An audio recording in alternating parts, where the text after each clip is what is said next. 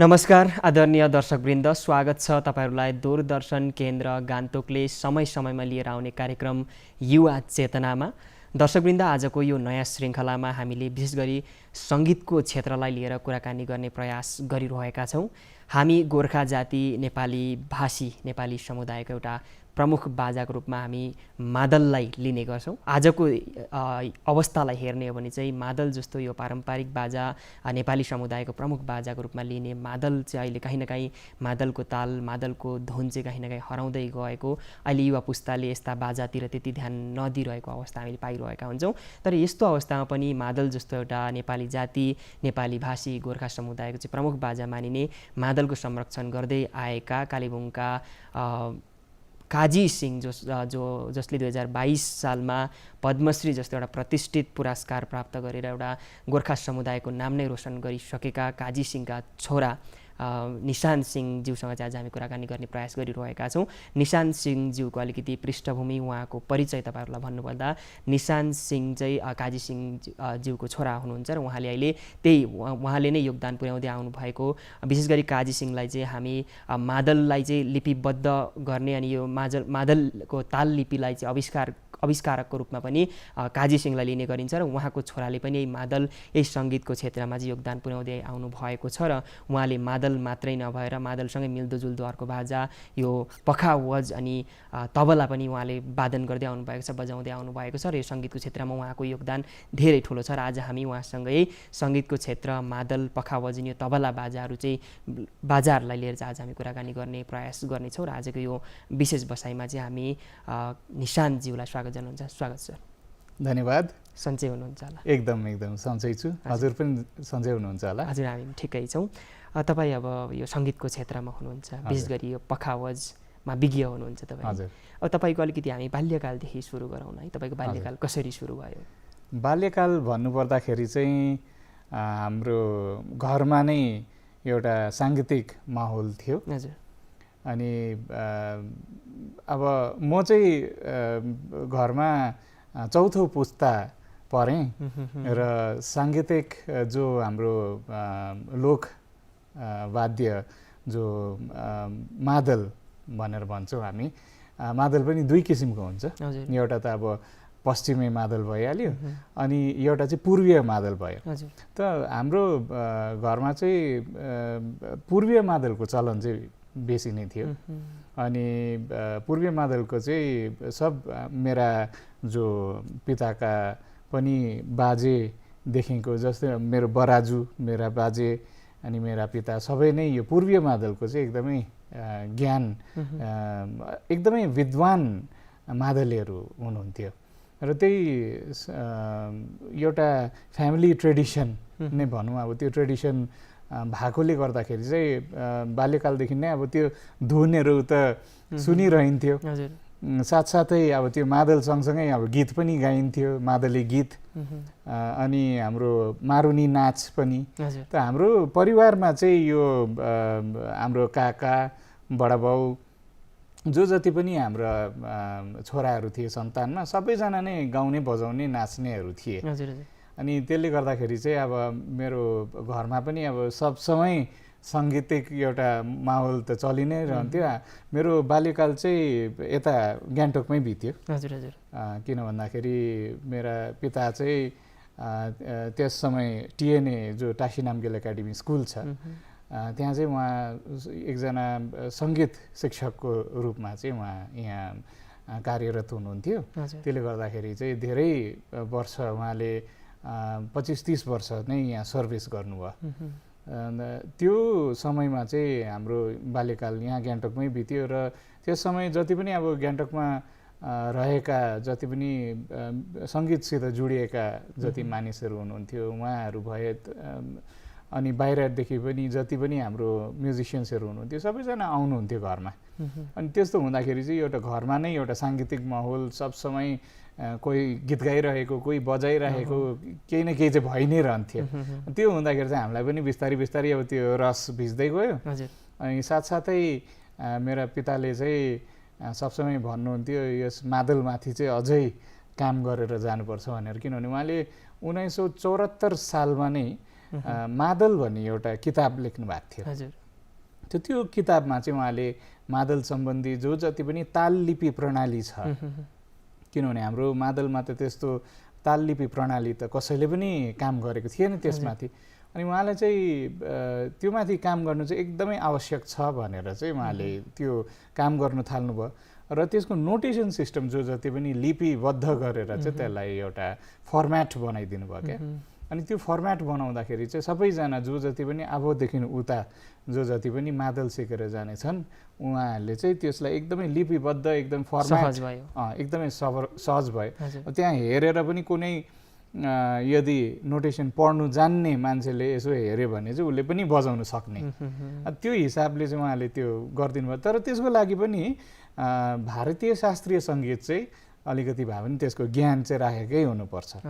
किन भन्दाखेरि त्यो भारतीय शास्त्रीय सङ्गीतमा मात्रै त्यो खालके कतिवटा गुणहरू छ जसमा चाहिँ त्यो गुण रहस्यहरू पनि छ, जो चाहिँ हामीले त्यो हेर्ने बित्तिकै त अब त्यो हेर्दाखेरि त कालो अक्षर भैँसी बराबरै हुन्छ, तर अब यदि त्यस मान्छेले त्यसमा केही ज्ञान लिएको छ भने चाहिँ हेर्दाखेरि पनि उसले त्यो नोटेसन बुझ्नु सक्छ।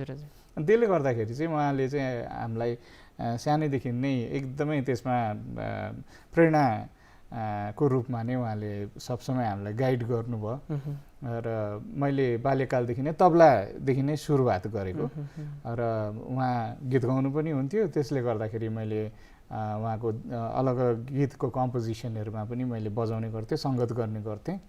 अनि त्यसरी नै उहाँले सिकाउँदै जानुभयो। बादमा मैले क्लास 10 सकेर चाहिँ उहाँले भन्नुभयो यहाँ अब त्यो किसिमको कुनै पनि इन्स्टिट्युसनहरू थिएन जहाँ चाहिँ हामीले एकदमै तबलामाथि कुनै ठोस ज्ञान लिन सक्ने खालको त्यस्तो इन्स्टिट्युट नभएकोले गर्दाखेरि चाहिँ त्यो समयमा चाहिँ फेरि खरसाङमा चाहिँ अब एकदमै त्यहाँ एउटा गीती गुन्ज म्युजिक कलेज हुने गर्थ्यो र त्यहाँका जो तबलाका शिक्षक हुनुहुन्थ्यो श्री प्रताप सिंह, उहाँले चाहिँ त्यहाँ धेरै अब दार्जिलिङका खरसाङका धेरै आर्टिस्टहरूलाई उहाँले तयारी पार्नुभयो।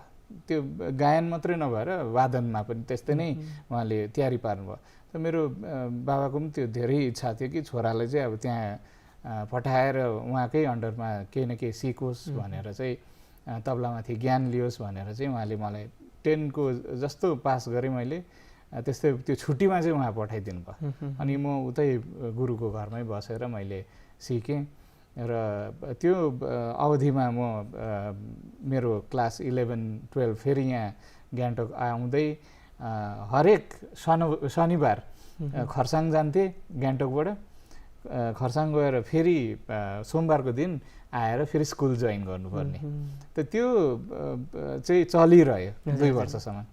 त्यो जस्तो मैले आफ्नो डिप्लोमाहरू सकेँ उताबाट, जुनियर डिप्लोमा मैले सक्ने बित्तिकै चाहिँ फेरि उता विश्वभारती युनिभर्सिटीमा मैले आफ्नो सङ्गीतको अझै म यसमाथि गहिरो अध्ययन गर्न चाहन्छु भनेर चाहिँ मैले घरमा भनेर चाहिँ अब मेरो त्यसै पनि घरमा साङ्गीतिक एउटा चर्चा त थियो नै, त्यसले गर्दाखेरि कसैले नाइ चाहिँ भन्नु भएन र उहाँले मलाई स्वीकृति दिनुभयो र चाहिँ म उता विश्वभारती शान्तिनिकेतनमा चाहिँ मैले फेरि तबला, अनि त्यो सँगसँगै एउटा त्यहाँ सेकेन्ड सब्जेक्ट पनि लिनुपर्ने हुन्छ, त्यसले गर्दाखेरि चाहिँ त्यहाँ चाहिँ पखावज भन्ने एउटा इन्स्ट्रुमेन्ट पनि थियो।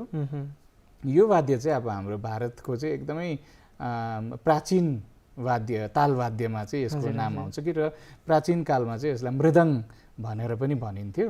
त त्यो पखाउजमाथि चाहिँ गर्नुपर्छ भनेर, त्यो सिक्नुपर्छ भनेर चाहिँ बाबाले नै मलाई एकदमै प्रेरणा दिनुभयो। किन भन्दाखेरि उहाँको जो उद्देश्य चाहिँ के थियो भन्दाखेरि पखाउज र तबला जस्तो यो हाम्रो भारतको एउटा प्राचीन वाद्य सिक्नु सक्यौँ भने चाहिँ मादलमाथि पनि हामीले अझै त्यसलाई थप कतिवटा कम्पोजिसनहरू हामीले त्यहाँ पनि बनाउन सक्छौँ, अझै नयाँ केही इन्भेन्सन हुनसक्छ, आविष्कार हुनसक्छ भनेर चाहिँ उहाँले मलाई त्यो सिक्ने एउटा प्रेरणा दिनुभयो। त्यसरी नै बाल्यकालदेखि नै तपाईँ त्यहाँसम्म पुग्नुभयो होइन? एकदमै उच्च शिक्षाको लागि त विश्वभारती पुग्नु भएको छ। अब सङ्गीतको अध्ययनलाई लिएर तपाईँ मादलको ताल मादलको धुन त्यस्तै परिवेशमा तपाईँ हुर्किनु भयो होइन?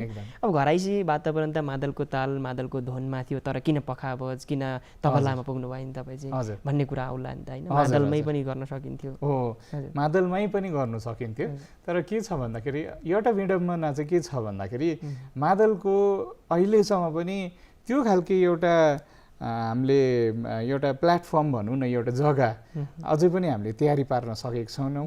र अर्को कुरा चाहिँ के छ भन्दाखेरि त्यसमाथि अझै गहिरो अध्ययन किन गर्नु जरुरी छ भन्दाखेरि चाहिँ मादल चाहिँ खालि एउटा सङ्गतकर्ता एउटा वाद्य मात्रै रह्यो।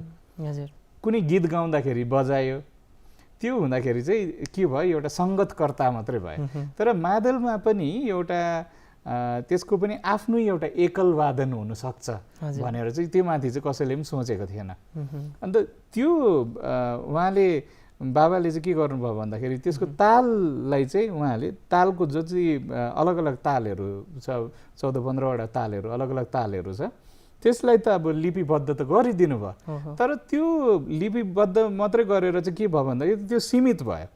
अब त्यो तालहरूमा चाहिँ फर्दर अझै थप के गर्न सकिन्छ, त्यसलाई कसरी अझै बढाएर लान सकिन्छ, त्यो भित्र एकल वादन गर्दाखेरि के मेटेरियल्स चाहिन्छ, केही सरसामान त चाहियो नि त त्यसलाई अझै अघि बढाउनको लागि त।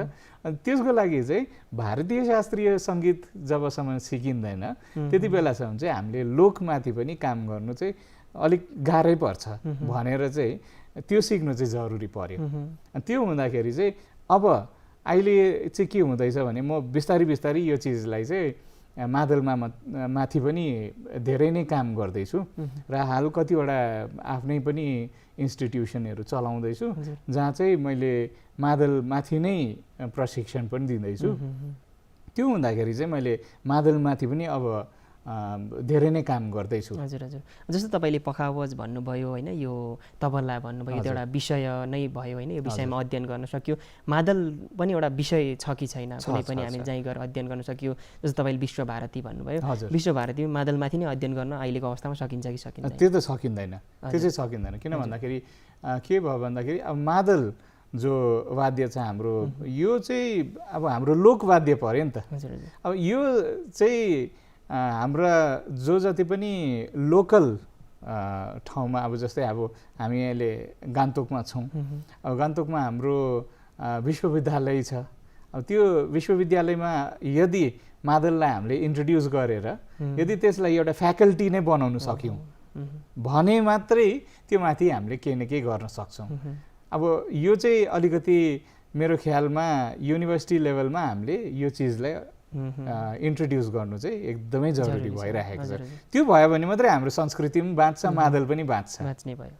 हजुर, त्यो हाम्रो काहीँ न काहीँ त्यसमा हामी पछि परिरहेका छौँ, त्यसमा अब हामीले पहल गर्नुपर्ने हो। एकदमै एकदमै त्यस्तो अवस्था छ। हुन्छ, अब मादलको ताल मादलको धुनमा तपाईँले काम गरिराख्नु भएको छ। अब अहिलेको युवा पुस्तापट्टि जाउन अलिकति होइन, मादलको ताल त हाम्रो मादल भन्ने त प्रमुख बाजाको रूपमा लिन्छ गोर्खा जाति नेपाली समुदायको होइन। आजको दिनमा यो कतिको बाँचेको छ जस्तो लाग्छ? युवा पुस्ताले यसलाई कतिको रुचाएको छन् जस्तो लाग्छ नि?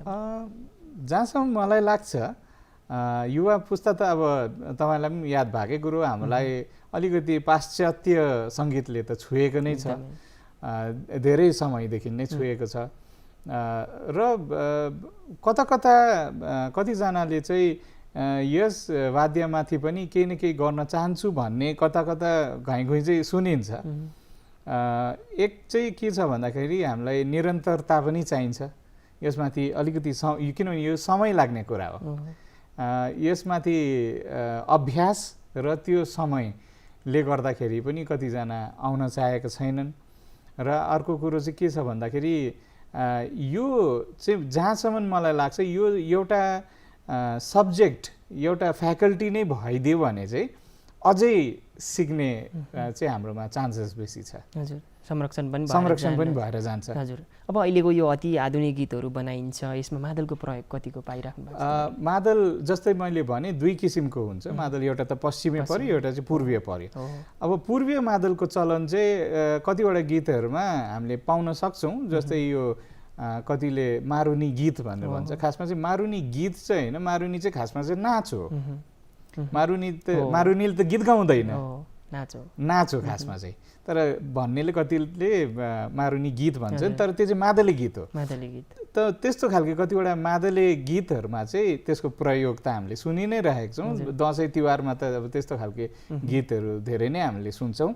तर पश्चिमी मादल जो चाहिँ अब काठमाडौँको पर्यो, पश्चिमको जो हाम्रो पश्चिमी मादललाई चाहिँ अब हाम्रो जो जति पनि यो कमर्सियल गीतहरू जति पनि आउँछ त्यसमा त हामीले सुनि नै राखेको छौँ। त्यसको प्रचलन एकदमै बेसी छ। त्यसको त धुन कुनै पनि अब हामीले नेपाली धुन गीत गायौँ भन्दाखेरि पनि त्यसको प्रचलन एकदमै बेसी पाउँछौँ। तर पूर्वीय मादलको चाहिँ काम भएको छैन, प्रयोग एकदमै कम्ती छ।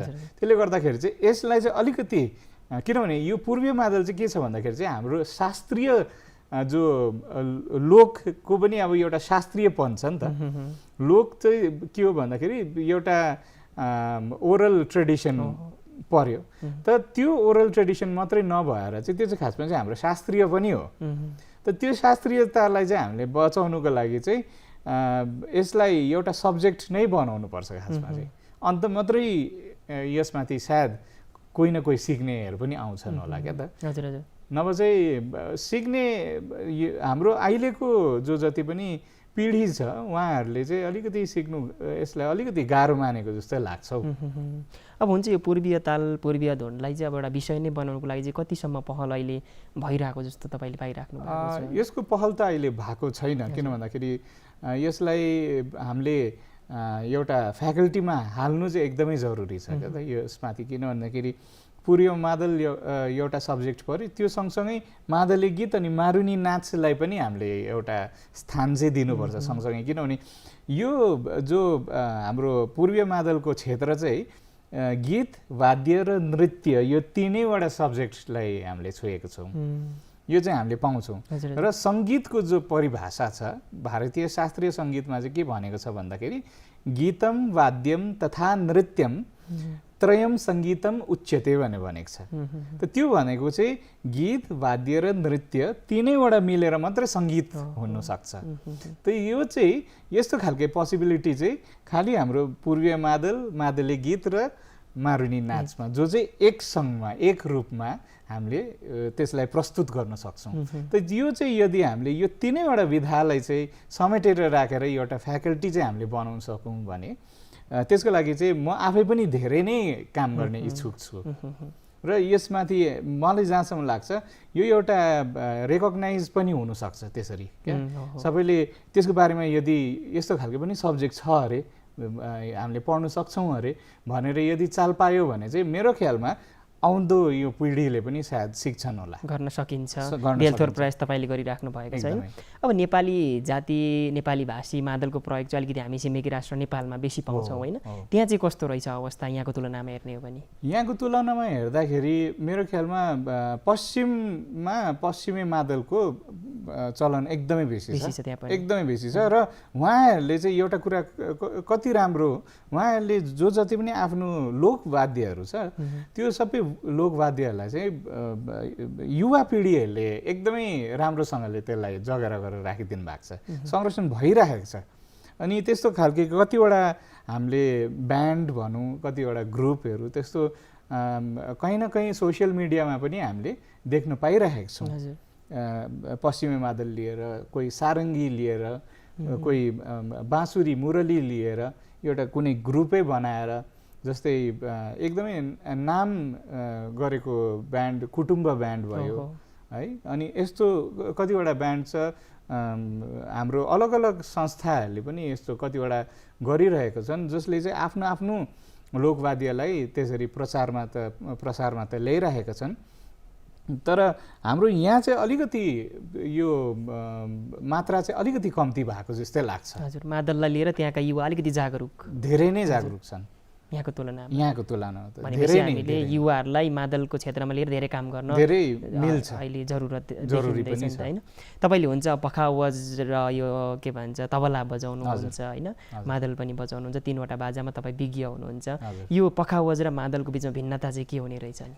भिन्नता दुईटामा भिन्नता चाहिँ कस्तो छ भन्दाखेरि यसको अलिकति बनावटमा चाहिँ अलिकति भिन्नता छ।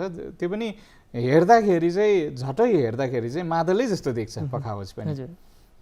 र यो पखावज चाहिँ यसको नाम बादमा मुगल कालदेखि यता चाहिँ यसको नाम पर्यो, नभए त्यसको पुरातन जो नाम छ, प्राचीन नाम चाहिँ मृदङ्ग नै थियो। त त्यो मृदङ्ग चाहिँ अब वाद्यहरूको चाहिँ जननी भनेर भनिन्छ।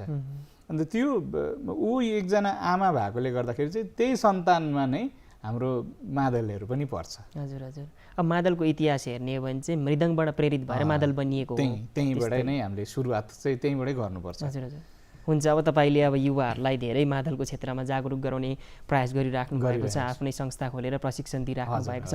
अहिले कसरी उहाँहरूलाई तालिम दिइराख्नु भएको छ नि? अहिले हालमा चाहिँ मैले कफेर भन्ने कालेबुङमा एउटा जग्गा छ, त्यहाँका कतिजना हाम्रा युवा त भन्दिनँ, उहाँहरू प्रायः नै अबभ 40 हुनुहुन्छ, कति 50 को उसमा हुनुहुन्छ, कतिजना सिनियर सिटिजनहरू पनि हुनुहुन्छ। उहाँहरू कतिजना चाहिँ कहिले उहाँले हात पनि नलगाएको मादललाई, कतिजनाले चाहिँ अलिअलि टुकटाक बजाउनुहुन्थ्यो। त त्यस्तो गरेर चाहिँ हाम्रो एउटा 17 देखिको 18 जनाको एउटा ग्रुपै छ। त उहाँहरूले चाहिँ हामी एकदमै सिक्छौँ, यो संस्कृतिलाई चाहिँ हामीले बचाएर राख्नुपर्छ, यो वाद्यहरूलाई हामीले बचाएर राख्नुपर्छ भनेर उहाँले एउटा इन्स्टिट्युट नै खोल्नु भएको छ र म त्यही नै अहिले प्रशिक्षण पनि दिँदैछु। साथसाथै भारतीय शास्त्रीय सङ्गीतको उसमा चाहिँ मैले यहाँ गान्तोकमा पनि तादुङ अनि सिङताममा त्यहाँ पनि प्रशिक्षण दिँदैछु। तपाईँ कोलकाताको विद्या मन्दिरमा पनि सहायक प्राध्यापकको रूपमा सङ्गीतकै क्षेत्रमा हुनुहुन्छ, कसरी यो समय मिलाइराख्नु भएको छ? मेरो विद्या मन्दिरमा उता कलकत्तामा चाहिँ के छ भन्दाखेरि मैले त्यसलाई पार्ट टाइमको हिसाबले नै राखेको छु, मैले रेगुलर चाहिँ गरेको छुइनँ।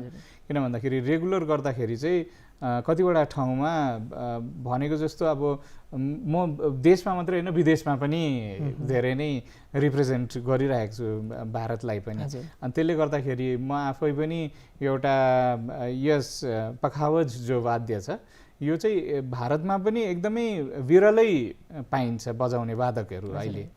अनि यस क्षेत्रमा अहिले युवा पिँढीमा हामी 3 देखि 4 जना चाहिँ अहिले युवा अवस्थामा जो पखावज भारतभरि नै बजाइरहेको छन्, त्यसमा मेरो पनि नाम आउँछ। नेपाली समुदायबाट तपाईँ मात्रै? नेपाली समुदायबाट त म मात्रै। एउटा गर्वको विषय पनि हो नेपाली समुदायको लागि, तपाईँ एउटा मात्रै व्यक्ति जसले पखावज बजाइराख्नु भएको छ। अब हुन्छ, तपाईँको बाबाको पनि अलिकति अब योगदान धेरै छ यो मादललाई अब एउटा लिपिबद्ध बनाउने होइन, यसलाई ताल लिपिमा परिणत गर्ने, आविष्कार गर्ने। तपाईँको बाबाको भूमिका यसमा ठुलो छ नि त, त्यसले नै कहीँ न कहीँ देशकै एउटा ठुलो पुरस्कार पद्मश्री जस्तो पुरस्कारले पुरस्कृत भन्नुभयो। उहाँको भूमिकालाई, उहाँको योगदानलाई लिएर पनि अलिकति कुराकानी गर्नु। हजुर, उहाँको योगदान त अब के भन्नु, अब नेपाली हाम्रो गोर्खा भारतीय गोर्खा जातिको लागि उहाँले जो काम गरेर गइदिनु भएको छ त्यो त अतुलनीय काम भएको छ। किन भन्दाखेरि जो यो मैले भनिहालेँ तपाईँलाई, पूर्वीय मादल चाहिँ हाम्रो चाहिँ भारतीय गोर्खाहरूको चाहिँ शास्त्रीय वाद्य हो भनौँ न पूर्वीय मादल चाहिँ। किन भन्दाखेरि त्यसमा जो मादली गीत पनि जो गाइन्छ त्यसमा यस्तो खालके स्वरहरू लाग्छ, सुरहरू यस्तो खालके लाग्छ, त्यसमा चाहिँ भारतीय शास्त्रीय सङ्गीत गर्नेहरूले पनि त्यो सुर लाउनु सक्दैनन्, यति साह्रो क्रिटिकल छ त्यो चिज चाहिँ। अनि जसले त्यो सुरहरूलाई बुझेको छ उहाँहरूलाई पनि एकपल्ट चाहिँ त्यो सुरहरू लाउनु अलिकति गाह्रै पर्छ। अनि त्यस्तो खालको एउटा सब्जेक्ट भएकोले गर्दाखेरि चाहिँ उहाँले त्यसमाथि नोटेसन सिस्टम बनाएर ताल लिपि अनि स्वर लिपि दुइटै, ताल अनि स्वरको दुइटै लिपिहरू उहाँले इन्भेन्ट गरिदिनु नै हाम्रो लागि त अब त्यो हाम्रो जातिको लागि त कता हो कता नि। एउटा अक्षर कसैले अब अहिले हामीले जो बोल्दैछौँ यो बोल्नुमा पनि त हाम्रो अक्षरहरू छ नि त है। लिपिहरू नै छन् त यसमा। अनि त्यो नै नभइदिएको भए त अब हामी त लाटा नै भइहाल्ने थियौँ। अनि त्यस्तै किसिमले उहाँले जो एउटा वाद्यलाई त्यसरी एउटा लिपि बनाइदिनु भएकोले गर्दाखेरि त ऊ त एउटा शब्द पाएपछि त बोल्यो नि त है। अनि त्यो नै मेरो ख्यालमा एउटा ठुलो कुरा आविष्कार मलाई लाग्छ। अनि त्यो त जातिको निम्ति उहाँले यत्रो ठुलो काम गरिदिनु भयो। र त्यो मात्रै नभएर उहाँले भारतीय शास्त्रीय सङ्गीतमाथि पनि धेरै नै काम गर्नुभयो। एकदमै उहाँको कतिवटा यस्तो कामहरू थियो जो चाहिँ भारतमा नै कसैले गरेको थिएन। जस्तै कतिवटा यस्तो खालको गीतहरू उहाँले कम्पोज गर्नुभएको थियो जसमा एउटै गीतभित्र 7वटा अलग अलग किसिमको तालहरू बज्ने। त्यसमा कसैले कल्पना पनि गर्नु सक्दैन। त्यो कुनै एउटा गीतमा त एउटै ताल हुन्छ नि त प्रायः, सुरुवातदेखिको सकुन्जेलसम्म एउटै ताल त बजिबस्छ। तर उहाँले यस्तो कतिवटा गीतहरू बनाउनु भएको छ जसमा चाहिँ 7वटा अलग अलग किसिमको ताल बजाउन सकिने र कतिवटा 3वटा कतिवटा 4वटा यस्तो खालके कतिवटा गीतहरू उहाँले कम्पोज गर्नुभएको थियो। साथसाथै त्यो सँगसँगै 70को दशकमा उहाँले जो तिमी त रहेछौ मङ्गले गाउँको भन्ने जो गीत थियो, एकदमै त्यो गीत त अहिले पनि हाम्रो गान्तोक रेडियो अनि नेपाल रेडियोले बजाइ नै रहन्छ। त्यो भयो मारिनी कान्छीले आँखैको तिरले, त्यो गीत भयो। त्यहाँदेखि स्वामी राजाले लैलै, तिमीले दिएको माया पछ्यौरीमा बाँधेर राख्नेछु भन्ने यस्तो गीतहरू एकदमै प्रचलित गीतहरू 70को दशकमा। त्यो सब गीतहरू उहाँले कम्पोज गर्नुभएको हो र त्यो चिजहरू अहिले पनि प्रचलनमा छ, अहिले पनि रेडियोमा डिमान्ड हुन्छ यो सब गीतहरू। यसको धेरै ठुलो योगदान छ उहाँको। यो योगदान चाहिँ उहाँको अतुलनीय योगदान छ। हजुर, अब तपाईँको बाबाले पुर्याउनु भएको योगदानको काहीँ न काहीँ मूल्याङ्कन पनि सठिक मूल्याङ्कन भयो है। अब तपाईँको बाबाले आविष्कार गर्नुभएको ताल लिपिको यसको विस्तार हेर्ने प्रयोग हेर्ने भने चाहिँ कहाँ पाइन्छ अहिले? जस्तो नेपालतिर पनि पुगेको छ कि छैन? त्यो नेपालमा चाहिँ पुग्नु सकेको छैन। किन भन्दाखेरि चाहिँ नेपालमा चाहिँ जस्तै मैले भने पश्चिमे मादलको चाहिँ प्रचलन बेसी छ। त्यसले गर्दाखेरि पश्चिमे मादलमाथि चाहिँ त्यहाँकै एकजना सुबी शाह भन्ने एकजना हुनुहुन्थ्यो मादल वादक, पश्चिमे मादल वादक। त उहाँले पनि त्यस्तै नै एउटा नोटेसनमाथि काम गर्नुभएको थियो र त्यस्तो कतिवटा नोटेसनहरू चाहिँ त्यहाँ नै प्रचलित छ। तर हाम्रो पूर्वीय बेसी भएकोले गर्दाखेरि चाहिँ यहाँको काम चाहिँ उता गइएको छैन, उताको काम यता आएको छैन। त्यो पनि अहिले त्यो आदान प्रदान नै हुन सकेको छैन। हजुर। हुन्छ, अब अहिलेको सरकारी परीक्षातिर हेर्ने हो भने त हाम्रो नेपाली समुदाय, गोर्खा समुदाय, पहाडको बसोबास गर्ने मानिसहरूले पुर्याएको योगदानलाई त्यति समावेश गरिएको हुँदैन है। तर अब तपाईँको चाहिँ काहीँ न काहीँ हामीले सिजिएल सिएचएसएलको यो सिलेबसतिर पनि तपाईँको भूमिका साधारण ज्ञानमा चाहिँ काहीँ न काहीँ पाउँछौँ। त्यहाँसम्म तपाईँ कसरी पुग्नुभयो?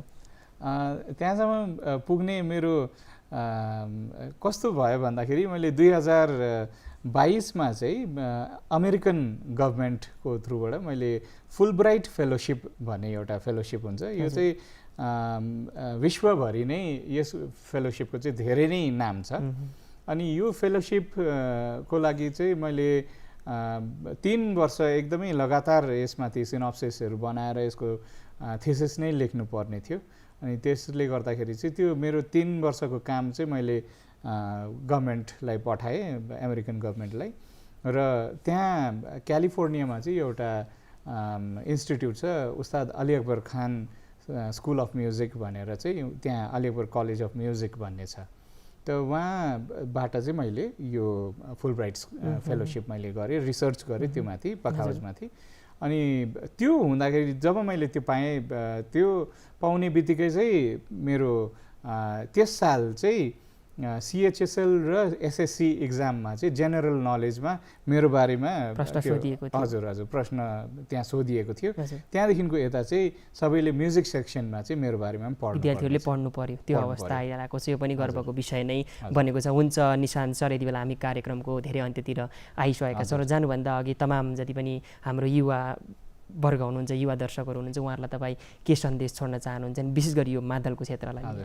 विशेष गरी मादलको क्षेत्रमा चाहिँ जति पनि हाम्रा युवा पिँढी हुनुहुन्छ उहाँहरू सबैलाई म यही नै निवेदन गर्छु कि मादल चाहिँ हाम्रो धरोहर हो, हाम्रो संस्कृति हो हामीले यसलाई हाम्रो जरा हो भनौँ न है। जरा नभएको फाउन्डेसन नै नभएको एउटा घर कि त जरै नभएको एउटा रुख यदि उखालियो भने त त्यो त त्यसको अस्तित्व नै रहँदैन। त्यसले गर्दाखेरि चाहिँ मादल भनेको चाहिँ हाम्रो धरोहर हो, यो हाम्रो जरा हो, यसलाई बिर्सिनु चाहिँ हुँदैन। र जतिसक्दो अब मैले यसलाई कोसिस गरेर एउटा टेक्निकल साइन्टिफिक रूपमा चाहिँ मैले यसलाई कोसिस गरेर यसलाई अघि बढाइरहेको छु। यो चिजलाई चाहिँ यदि हाम्रो सरकारले पनि यसलाई सोच विचार गरेर यदि एउटा फ्याकल्टी नै यसको अलगै किसिमले यसको तयार गर्नु सक्यो, यसको सब्जेक्ट हामीले तयारी पार्न सक्यौँ भने चाहिँ अवश्य नै मेरो ख्यालमा युवा पिँढीले पनि यसलाई सिक्नेछन्। र यही नै निवेदन गर्छु, तपाईँहरूले आफ्नो जरा चाहिँ नबिर्सिदिनुहोस् र मादललाई अझै उच्च स्तरीयमा खालि भारतमा मात्रै होइन, आफ्नो क्षेत्रमा मात्रै होइन, तर यसलाई इन्टरनेसनल लेभलमा पनि हामीले लगेर जाने चाहिँ एउटा प्रण चाहिँ लिनुपर्ने हुन्छ। हजुर, हुन्छ निशाञ्चल, तपाईँले आफ्नो व्यस्ततालाई पर सारेर कुराकानीको लागि उपस्थित भइदिनु भयो, मादलको बारेमा धेरै जानकारी गराइदिनु भयो, त्यसको लागि तपाईँलाई धेरै धेरै धन्यवाद। धेरै धेरै धन्यवाद तपाईँलाई पनि।